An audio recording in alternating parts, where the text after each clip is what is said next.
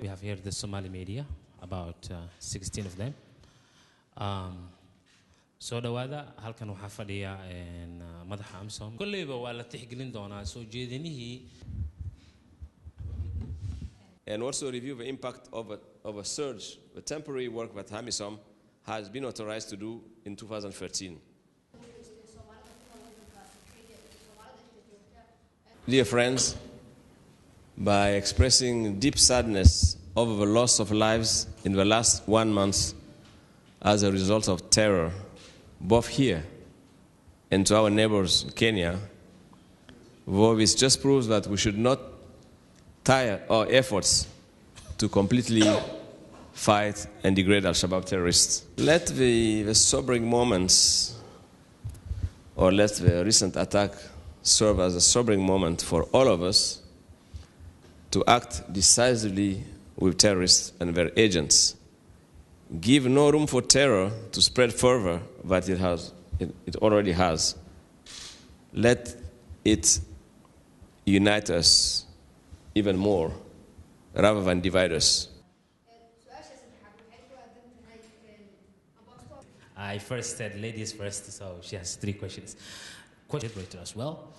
Also, those who were liberated, access is difficult. Review progress against the benchmark for a possible future deployment of the United Nations peacekeeping operation. And also review the impact of a surge, the temporary work that AMISOM has been authorized to do in 2013, so that we can set out recommendation on next steps in the military campaign.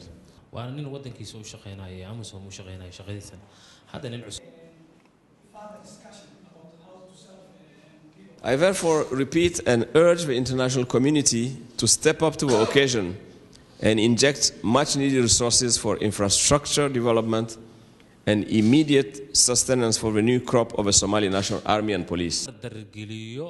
I want to thank you for the great work you are doing to share a narrative, a different one. Let me also emphasize the critical need for a clear policy direction regarding security institutions in Somalia. We need a military that responds to Somalia's present and can meet envisaged challenges in the future.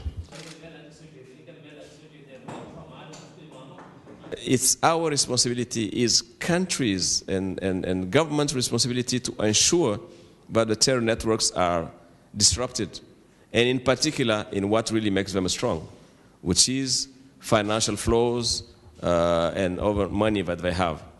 Unfortunately, this is a very, very serious area where they are very clever and astute and that they're utilizing.